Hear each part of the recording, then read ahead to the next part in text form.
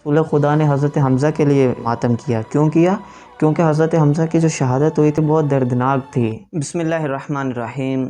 آج کل جس طریقے سے دور چل رہا ہے تو بہت سے ایسے لوگ ہوتے ہیں جو تک باتیں پہنچتی ہیں تو ہم ان پہ جو ہے نا تحقیق نہیں کرتے، بلکہ سنی سنائی باتوں پر ہی جو ہے نا عمل کر لیتے ہیں۔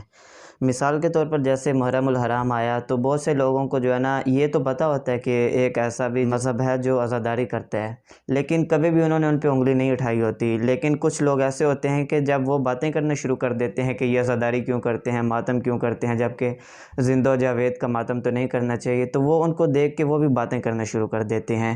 تو اگر آپ لوگوں نے یہ ویڈیو آن کر لی ہے تو اب اس کو آپ شروع سے آخر تک ضرور دیکھیں۔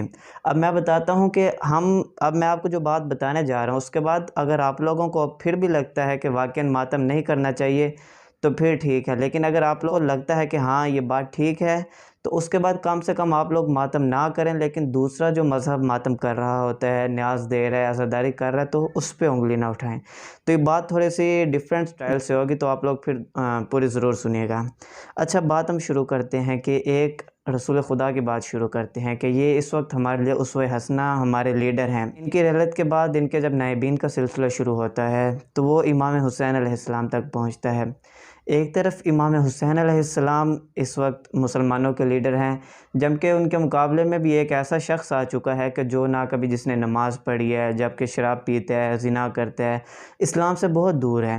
یہ جب آتا ہے تو مسلمان امام حسین علیہ السلام کو خط لکھنا شروع کر دیتے ہیں کہ آپ آئیں، ہمارے لیڈر بنیں اور ہم جو ہے نا آپ کی نیابت میں ان سے جنگ کریں گے۔ اس طریقے سے یہ سلسلہ چل رہا ہوتا ہے۔ تو امام کو کوفہ سے 18,000 خط آئے ہیں۔ جب یہ خط آتے ہیں تو امام مسلم ابن عقیل کو بھیجتے ہیں اپنی نمائندگی میں کہ وہ ادھر جا کے دیکھے کہ یہ جو کوفہ کے لوگ ہیں یہ واقعاً میرے ساتھ ہیں۔ جب یہ مسلم ابن عقیل وہاں پہنچے تو دیکھا کہ جب کوفی سارے بہت جوش و خروش کے ساتھ امام کا ساتھ دینے کے لیے تیار ہیں، تو مسلم ابن عقیل نے بھی امام کو خط لکھنا شروع کر دیے۔ اب جب مسلم ابن عقیل کے خط امام کو پہنچتے ہیں تو امام بھی سفر کا ارادہ کر لیتے ہیں۔ اب یہ خطوں سے پہلے بھی امام کے ساتھ اس طرح ہو گیا ہوتا ہے کہ امام کو مجبوراً اپنے نانا کا شہر مدینہ چھوڑنا پڑتا ہے۔ اس کے بعد امام جب حج کرنے جاتے ہیں تو مکہ انہیں چھوڑنا پڑتا ہے۔ یہ سب ان پہ ظلم جو ہو رہے ہیں، حالانکہ ان کے نانا پوری امت کے رسول تھے، اس کے باوجود ان کو یہ شہر چھوڑنے پڑتے ہیں، تو امام کوفہ کی طرف روانہ ہو جاتے ہیں۔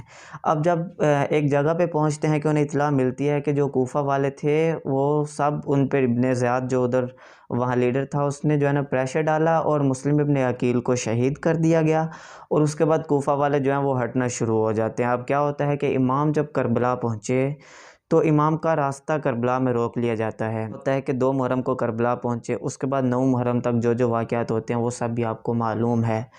اب 10 محرم کو کیا ہوتا ہے، دن شروع ہوتا ہے۔ اب جو آمنے سامنے جنگوں کے لیے جو لشکر ہیں اس کا میں آپ کو ایک جو ہے نا تصور آپ کے ذہن میں ڈالنا چاہتا ہوں۔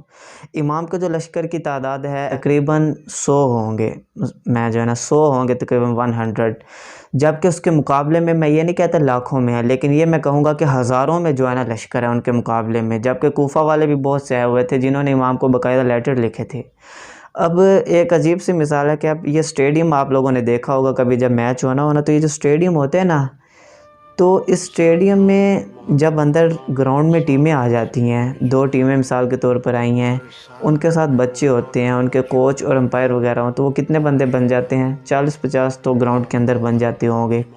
لیکن سائڈ پہ جو پوری جو ہے نا گول گول بنا ہوتا ہے اور کرسیاں لگی ہوتی ہیں جو سارے تماشائی آئے ہوتے ہیں دیکھنے کے لیے، تو اگر ہم ان تماشائی جو دیکھنے والے ہیں اگر ان کی تعداد دیکھیں اور اس کے بعد جو نیچے کھیلنے والے ہیں ان کی تعداد دیکھیں، تو ابھی ہم کربلا کا جو ہے نا اپنے ذہن میں تصور کرتے ہیں کہ جو امام جو جنگ کرنے آئے ہیں تو ان کے لشکر کی تعداد دیکھیں اور ان کے سامنے جو لشکر ہے اس کی تعداد دیکھیں، تو زمین و آسمان کا جو ہے نا فرق ہے اس میں۔ اب اسے آپ لوگ جنگ کہیں گے کہ یہ جنگ تھی، عجیب و غریب جو ہے نا جنگ کی کیفیت ہے۔ اب اس کے بعد جب جنگ شروع ہوتی ہے، اب ایک بندے کی جنگ تھی کہ جب ایک بندہ ادھر سے جائے گا دوسرا بندہ ادھر سے آئے گا۔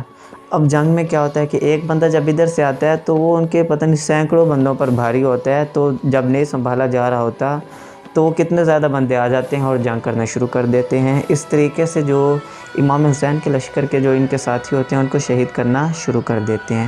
اب یہ تو ہے ایک ظلم جو ان پہ کر رہے ہیں کہ تعداد جو ہے ان کی کتنی کم ہے، کسی نے امام کا بہت کم لوگوں نے ساتھ دیا، ان کو شہید کرنا شروع کر دیا۔ اب اس کے بعد کیا ہوتا ہے شہید کرنا شروع کر دیا۔ پہلے 8 دن سے پانی بھی باندھے، انہیں پانی نہیں دیا۔ یہ بھی ایک جو ہے نا جنگ میں پتہ نہیں عجیب و غریب قسم کی جنگ ہو رہی ہے کہ پانی بھی کچھ دنوں سے بند کیا ہوا ہے۔ اب 10 محرم کو جب باری باری سب کو شہید کرنا شروع کر دیا۔ اب آپ لوگ ایک خود ذہن میں ایک تصور بنائیں کہ ایک امام حسین علیہ السلام کی ایک بہن ہے بی بی زینب، جو اوپر سے کھڑے ہو کے سارا منظر دیکھ رہی ہیں۔ امام کی بیٹی ہے بی بی سکینہ، جو اوپر سے کھڑے ہو کے سارا منظر دیکھ رہی ہے جب ان کے بھائیوں کو شہید کیا جا رہا ہے، جب پورے لشکر والوں کو شہید کیا جا رہا ہے۔ اسی طریقے سے سب کو شہید کر دیا جاتا ہے، بھائی کو بہن کے سامنے، باپ کو بیٹی، بیٹے کے سامنے شہید کر دیا گیا۔ اس طریقے سے جتنے رشتہ دار تھے سب کو شہید کر دیا گیا۔ پیچھے کون بچ گیا؟ بیویاں بچ جاتی ہیں۔ اب بیویاں جو ہیں ان کو بھی خالی اسی طریقے سے نہیں چھوڑا جاتا، بلکہ بیویاں کے جو خیمے ہوتے ہیں ان کو آگ لگانا شروع کر دیتے ہیں۔ دن میں جتنے بھی مرد تھے فیملی کے، خاندان کے، ان سب کو شہید کر دیا گیا۔ اب پیچھے جو عورتیں ہیں، جو بچے بچیاں بچ گئے تھے، ان کے جو خیمے تھے ان کو آگ لگانا شروع کر دی۔ اب وہ خیموں سے باہر آنا شروع کر دیتے ہیں۔ اس طریقے سے ان سب کو اسیر کر لیتے ہیں۔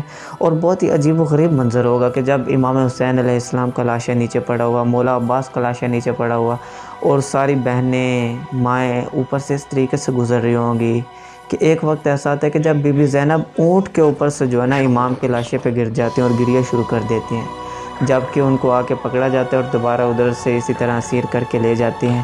اب یہ جو بیویاں تھیں یہ کبھی بھی ساری زندگی میں بغیر پردے کے یہ باہر نہیں گئی تھی، لیکن یہ ایسا وقت آ چکا ہے کہ اب بغیر پردے کے نہیں جانا پڑ رہا ہے۔ ہم انہیں کہتے ہیں نا، یہ مسلمان تھے مقابلے میں بھی، یہ مسلمان ان کے ساتھ کر رہے ہیں۔ میں نہیں سمجھتا کہ اس طریقے سے یہ لوگ مسلمان ہوں گے کہ جو یہ کر رہے ہیں۔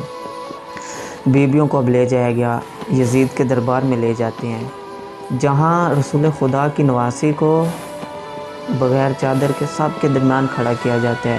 جب شام سے گزر رہے ہوتے ہیں تو سب کو کہتے ہیں کہ یہ علی کی اولاد ہے، جس نے بدلہ لینا ہے وہ آ کے بدلہ لے لو۔ سب آ کے بدلہ لیتے ہیں، کوئی پتھر مار رہا ہوتا ہے۔ اب یہ تو ایک علیحدہ چیز جو ہے نا بیویوں کو پتھر مارا۔ اس کے بعد اگر تھوڑا سا ہم پیچھے چلے جائیں تو کربلا کی جنگ کا جب اختتام، جب شہید ہو جاتے ہیں سب، تو خالی اس طریقے سے نہیں چھوڑتے بلکہ اوپر سے نیزے مارتے ہیں کہ اگر کوئی زندہ بچ گیا تو ان سب کو شہید کیا جائے۔ اس کے بعد لاشوں سے گھوڑے جو ہے نا بھگائے جاتے ہیں۔ یہ عجیب و غریب جنگ ہے جو ہے نا کہ مطلب تاریخ ایک مرتبہ ہل جاتی ہے جنگ دیکھ کے۔ اس کے بعد کیا ہوا، بیویوں کو جو ہے نا قید میں ڈال دیتے ہیں۔ اس کے بعد بہت عرصہ قید میں رہتی ہیں اور بیویاں چلے جاتی ہیں۔ اب آپ لوگ خود جو ہے نا اپنے ایک ذہن میں تصور بنائیں کہ جب بیویوں کو چھوڑا جائے گا، بیویاں جب مدینہ، مکہ، دوبارہ اگر عراق، کربلا جاتی ہیں تو ایک عجیب سی کیفیت ہوگی ان پہ کہ جب لاسٹ ٹائم آئے تھے تو سارے بھائی ساتھ تھے، ان کے رشتہ دار ساتھ تھے، لیکن اب جب جا رہے ہیں تو مطلب خاندان کے سب شہید ہو گئے ہیں۔ جب وہ جائیں گی دوبارہ مدینہ میں، اپنے اسی گھر میں جائیں گی، تو ان کے ذہن میں ایک کیا تصور ہوگا کہ جب گئی تھی بی بی زینب اگر جائیں گی تو ان کے بھائی حسین ساتھ تھے، بی بی سکینہ زندان میں شہید ہو جاتی ہیں، امام زین العابدین جائیں گے، جب واپسی جب جا رہے تھے کوفہ کی طرف سارے جو ہے نا ساتھ تھے، لیکن جب واپسی قید سے چھوٹ کے گئے ہیں تو اکیلے ان گھروں میں جب جائیں گی، عجیب و غریب منظر ہوگا۔ یہ اب آپ لوگ خود اپنے ذہن میں ایک منظر بنائیں کہ اگر ہمارے ساتھ اس طریقے سے ہوتا ہے، ہماری فیملی کے ساتھ اس طریقے سے ہوتا ہے تو کیا تصور ہوگا ہمارے۔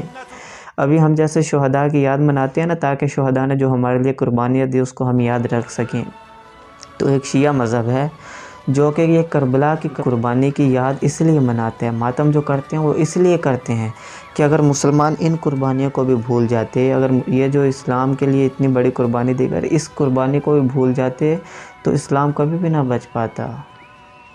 بہت سے لوگ باتیں کر دیتے ہیں، میں آپ سب کو کہنا چاہوں گا کہ ذرا سوچیں کہ یہ باتیں اگر ہم کہتے ہیں نا کہ شیعہ ماتم کیوں کرتے ہیں، ماتم اس لیے کرتے ہیں، اس لیے نہیں کرتے زندہ کا جو زندہ و جاوید کا ماتم نہیں کرتے۔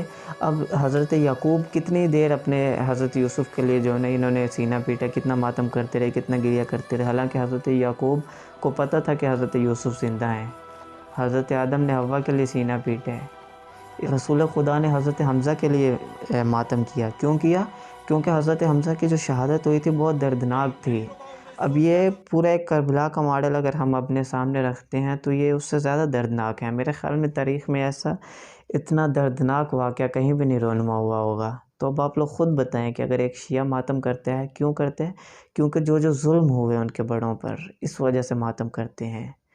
اصل میں یہ جو کربلا ہے، یہ جو ماتم کرتے ہیں، یہ اصل میں کسی مذہب یا فرقے کی وجہ سے نہیں کرتے کہ شیعوں کے لیے خاص ہے، بلکہ جن میں بھی یہ درد ہوگا ایک رسول خدا کی اولاد کے لیے، ان کے نواسوں کے لیے، ان کی فیملی کے لیے، وہ اس طرح ضرور ماتم کریں گے۔ تو آپ سب کو میں یہی کہوں گا کہ کہیں سے بھی یہ جو باتیں ہم سن لیتے ہیں کہ شیعہ ماتم کرتے ہیں، غلط کرتے ہیں، جو سبیل لگاتے ہیں، تو ان پہ اس طریقے سے عمل نہ کر لیا کریں جب تک کہ خود اس پہ تحقیق نہ کریں، اگر آپ ایک اچھے مسلمان ہیں۔ تو امید کرتا ہوں آپ سب کو کچھ نہ کچھ سمجھ آئی ہوگی، اور اگر سمجھ آئی ہو تو اس پہ سوچیں ذرا خود کہ ہم نے ایک مذہب پہ اسی طریقے سے الزام لگا دیا، کیا وہ صحیح کر رہے ہیں غلط کر رہے ہیں، ہم کو نہیں پتہ تو ہم اس پہ نہ بات کریں۔ والسلام علیکم ورحمۃ اللہ وبرکاتہ۔